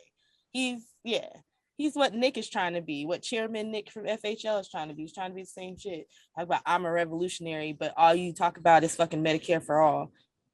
Like, okay. But whatever, I don't watch them. Let me keep it moving. It's a great privilege to be able to kind of take all these people and just like say, because if you go to the conservative rooms on Clubhouse, they're always just discussing Thomas Sowell, and they think because they're reading, a black author that says it, or if you're a leftist and you're reading Adolph Reed, or you're reading or if you get into a lot of these books, you think that's the fun of them. And as white people, we have that's why I don't read. Privilege. Doc, I'm gonna cut your mic if you keep promoting not reading around here. And so I Spengel right as it is. He telling me all the things that they don't know about history. My parents never did anything. And I'm like, when your family get here? We got here in the 30s. Where are you from? Oh, you lived in an all-white sundown town? Fuck you. Like, come on. Like, now he's in the cornfields. Yeah. No, it's rough out here. But I get that. I think that makes sense though, in that it doesn't do you as much good to read something with no context or understanding. That's Doc saying you can't read anything till you go to him first. No. What I'm saying is that sometimes reading something that's bad is worse than not reading at all. Yeah. No, and there's a lot of really bad shit that people are reading. Yeah, they're writing. They're paying people to write these shit. Exactly. Yeah, people are making lots and lots of money and getting lots of very famous off this stuff. And it's just crap. It's all crap. It's not it's not worth, the money that I'm losing to read it. You need a good foundation to be able to discern, to separate the. Yeah, I'm having Adolph moment. And the Reset Race book list, so you know what to read. I think that I'm old enough. I think I'm old enough, and I think I'm old enough now to not trust every single thing that I see on the internet. But I think there's a ton of people who aren't that old. Doc do just see it on the internet. For those of you watching us who don't, because you can't see him, he's in his 80s, so we couldn't trust it. So. Remember back when we used to have to walk when we Okies got out of Oklahoma. He started the Dust Bowl. It was an experiment gone awry. I threw the first successful touchdown pass during the Dust Bowl. But I love it, Sam. I love the list. Trash though. No, because a lot of people do read trash, and a lot, like you said, I have to fight people who read Adolph Reed and think he's brilliant. So I agree with you. Yeah, because it's a whole bunch of just pulling shit from people. And again, like you said, a lot of people just see stuff on the internet and they think it's real, but you still have to go back to people's primary sources. You got to dig deeper. But the problem is people are lazy. That's right. They are. And that's, and look, I'm not saying don't read. I'm saying when you read, it should be a very active thing. It should be a thing like you got like all the primary sources you're looking up, because you don't know where this stuff comes from. Like, you'd be very surprised. Like half the time people take this stuff out of context and they may cite some source and then they go back and find the source doesn't say that at all. That's so true. It's like so common. That stupid thing about how a dollar only circulates so many times in the Black community and it circulates this many times in other communities. Yeah. And the Fed is like, there's no way to track this. There's no human way possible to track this. And somebody like took it from a book somewhere that now somebody can't find the study, but this shit is now fact. Yeah, or where people say, look, our dollar's collapsing because it's only worth 17 cents. That's bullshit. A dollar is worth exactly $1. It's always worth $1. And you have to, like, to actually make sense of that statement, you actually have to go into and take a class on purchasing power parity to understand what that even like begins to mean. But it's not even close. It doesn't mean anything. And so people will say $1 is worth 17 cents. Well, so our dollar's collapsing, so we need to buy gold now. Well, gold's at fucking $2,000 an ounce, and they're telling people to buy gold at historic highs. Like, what kind of ridiculous advice is that? And yet there are tons and tons of old people in this country, excuse me for anybody who is old, who are spending all of their children's life savings and inheritance on buying gold now when it's at historic highs. And that just makes some rich person even richer, because someone's got to sell them that gold, and someone's selling them that gold at that super high price and making a ton of money on these idiots who don't know the first thing about the economy, because they all believe that $1 is worth 17 cents because that's what you read on the freaking internet. You know, media literacy, Doc. That's the thing. It's deconstructing what you like, not looking at what you see on your screen or in a book as a fact and a solid thing. You have to understand that everything is permeable, I feel like, is what you're saying. And so you go to your Facebook page, you read that book that someone just gave you, whatever, and here's how you take it apart. Right. Here's how you take apart a video that you see on YouTube. Right. Or, just use Facebook to post cat videos and just, that's it. I mean, dogs too. Mm-hmm. Dog videos too. Yeah. You post. You'll get a good or, baby goat videos are really good. Go ahead. Yeah. Go ahead. Sorry. Go ahead, John. No, sorry. I'm saying it's interesting how they always try to reel people in with the gold. Like when you go to, like, when you drive like by the black neighborhoods, it's the buy gold guys, Mm-hmm. And when you go to the Fox News old people, it's the buy gold. It's really interesting how cash for gold. It's just interesting the way Bill was laying out the gold scams, and like, yeah, that's one of the classic things you see when you go to even a lot of these corner stores. It's like you see Walgreens, Dunkin' Donuts, Family Dollar, then cash for gold, and it's like a whole episode on that too. It makes you think like it's this whole thing, and that's really what everybody talks about. The economy, the common American economy for probably most people watching this is probably, I mean, most of us are shopping at just a normal store, right? Like a Stop and Shop, Big Y, or like Walmart or Whole Foods, and like or some people go to these Family Dollars and everything, or you go to these check cashing places. Like, yeah, it's not like a very advanced economy, and the way they sell the gold to people is ridiculous. That you see these gold shops in these towns where, like, what the hell, where are they getting these gold? What's this economy? It's strange to me. So that's an interesting point. They've always tried to sucker people in with gold, Yeah, it really is, and this has been going on for a long time. Like, you see in inverse proportion, or in direct proportion to the price of gold, the amount of buy gold now commercials. No one ever says sell gold. They always say buy gold. They want you to take your money, which is worth still $1, and go and buy gold with it. Well, like I said, the common microeconomic principles here are buy low, sell high. So why is it that everybody is buying at a really high rate? Well, it's because the people who are running those commercials are making money by selling that gold to those idiots, because they bought the gold at $350 an ounce, and now they're selling it at $2,000 an ounce. The same way with cryptocurrency. That's a good marketing ploy. Think about that. Well, sure. Like, if I got a bunch of gold to get rid of, I can run commercials and be like, "Buy gold." You'll make way more money than you'll make way more money than you paid for the commercial. So I mean, it's brilliant. But the thing is that the vast majority of the people who are into the buying gold are too stupid to know that. They're getting suckered, and they're it's like the new televangelism. It really is. People give all their money to hucksters and carnival barkers, and that's our economy. Excuse me, I shouldn't get so upset about that. I'm just saying that's why I don't read, because I don't believe everything I see on the internet. All I do is read, but I do like to go through those damn those freaking primary sources, which can take some time, man. Like, like I said, you gotta take some time with that one, because you got to go back and figure out where these things come from. Because you're right, though, because there's a lot of shit like that with the feminist shit, a lot of bell hook shit, like a lot of that shit comes from white supremacist shit. Like, you go and actually listen to Tommy Curry as he starts like breaking it down. So So I agree, but I also need people to read the right books. You're knowledgeable, Doc. You've already learned what you need to learn. But Angela Davis and Eugene Debs, those are two good books. Oh my God. Should we abolish prison?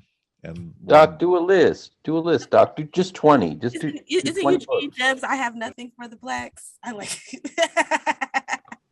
No, that's the problem with some of these white socialists, you know. That's they slip Some up. of them. If Eugene they're from Debs, Europe, it's all of them.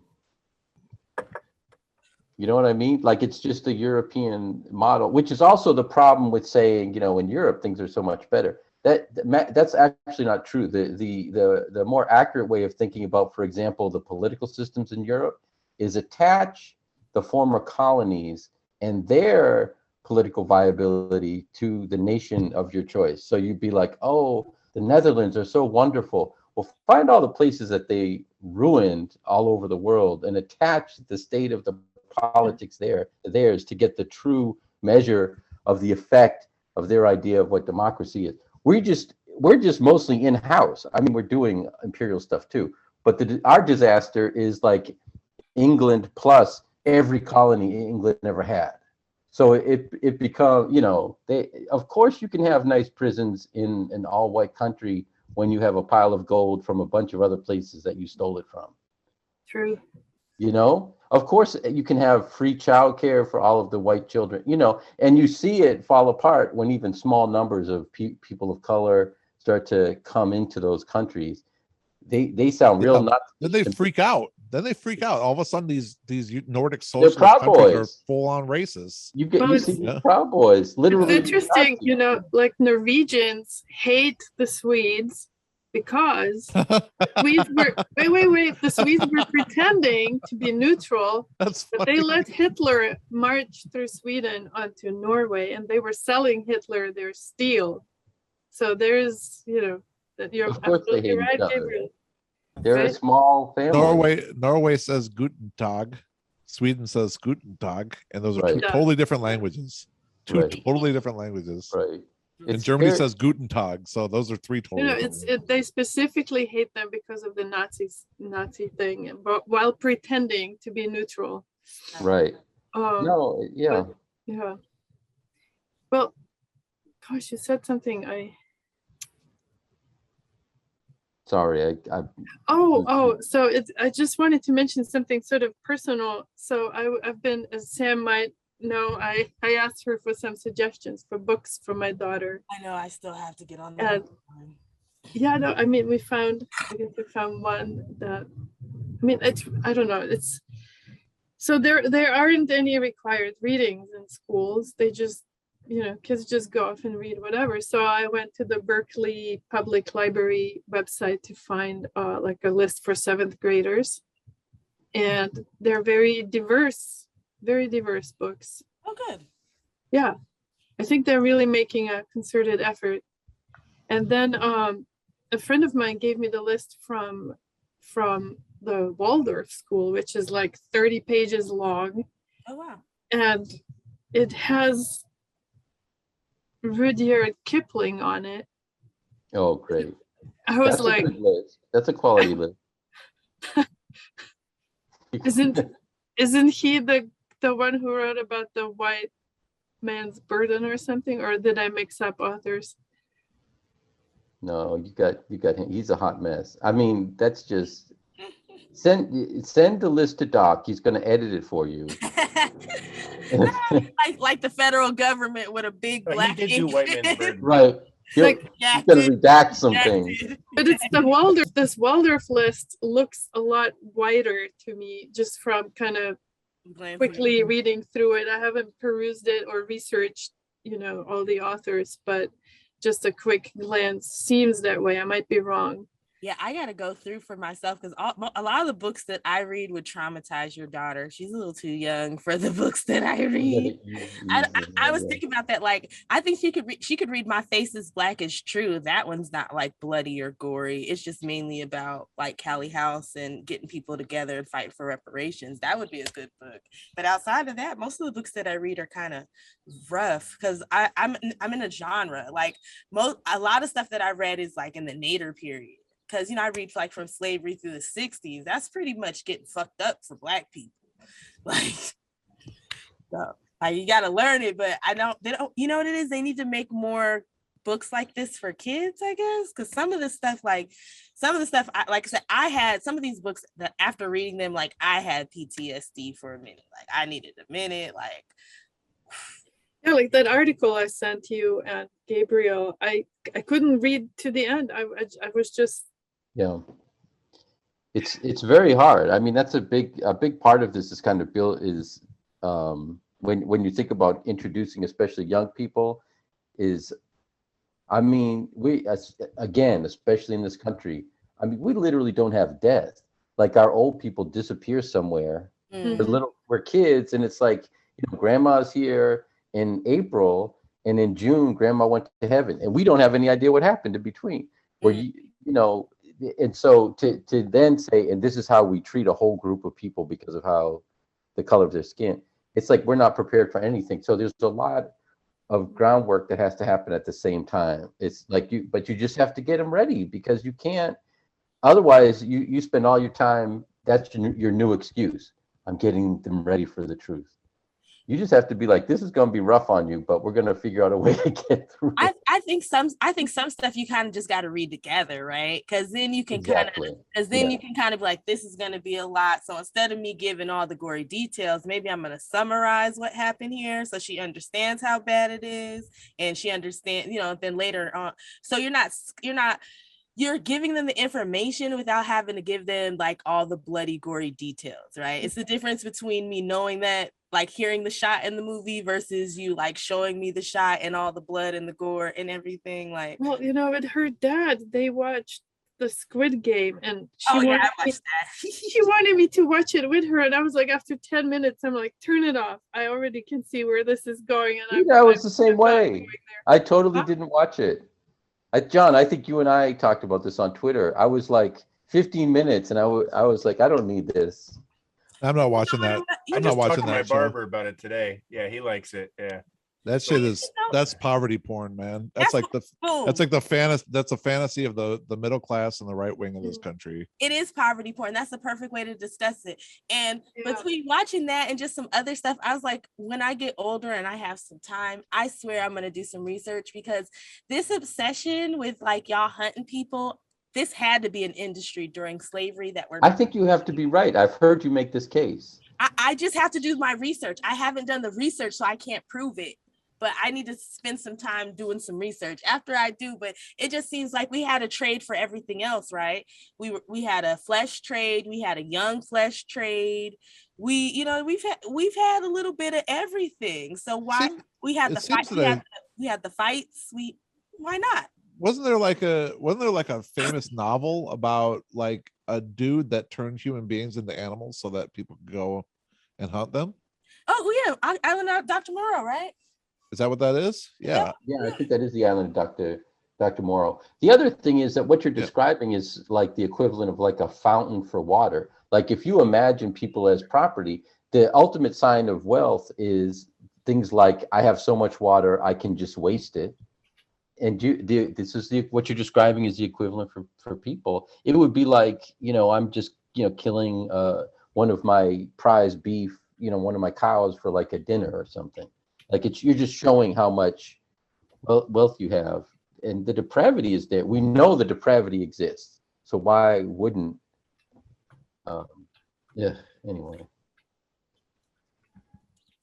All right, y'all. They found the plants with their heat-seeking technology, and they fly in with all their bullshit, and you show them the license, and they go away. But they still, these federal agents, they were ready to get them. So they still, as much as all these laws are great. I'm gonna say the feds are still you guys fuck you up. Live in legal states, man. You guys suck. California's had much longer. Like this is our first month in Connecticut, and but you got to remember, like they just stopped raiding in California a few years back. That's ridiculous. Because like my ex had a dispensary, and this is like what 2008, 2009. They were raiding people back then with dispensaries, like with the cost. Like I didn't know that's how they find the marijuana plants. They actually read the heat that the plants give off from all that. It's the lights. It's actually the lights.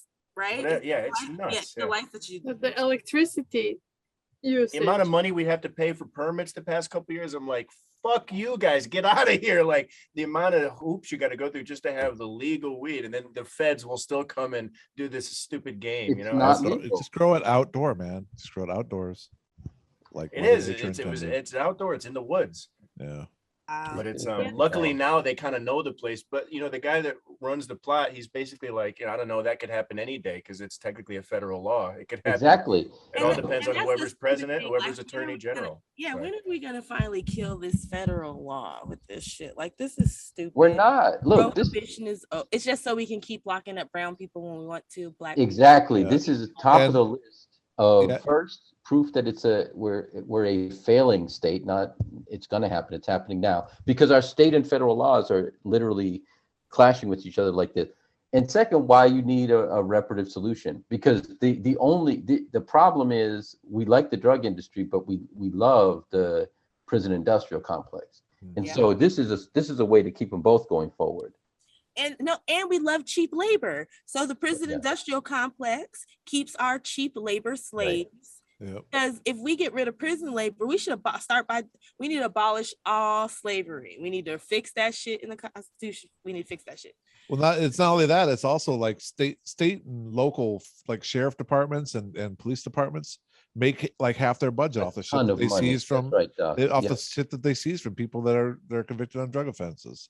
Not even convicted, just arrested. Mm-hmm. Like if you get arrested while you're driving and they pop you for weed or whatever, they take your car and sell it at auction. That's how they fund their fucking police departments. Again, excuse my language. I'm sorry. There's such a weird. There's like this gray. It's a gray zone because, like in California, it's legal on the state level, but it's not on the federal. So they all operate on cash. And then when they go to the tax and franchise board, they bring these bags of cash to the window. Yeah. Yeah. It's very interesting. They'll freeze your bank account. Yep. So you gotta hire private security guys, right? My ex used to have over 100. My ex used to have over 100 grand in cash in the house. Shit's crazy. I believe it. This is all because you said land of the free, home of the brave. That's how we got into this conversation. You said you needed to go to the store, and we all got. Obviously, this is a trigger issue for all of us. I know, right? We'll have to talk about this a whole different time. Like, free the weed, free the weed. Well, I appreciate everybody being here, and we're off next week because I need a break. Like, I need a break. I need some time to read and kind of function. And then we'll be back the week after, and we'll just get back to doing what we do. I deny everything but what I have all along admitted. The design on my part to free the slaves.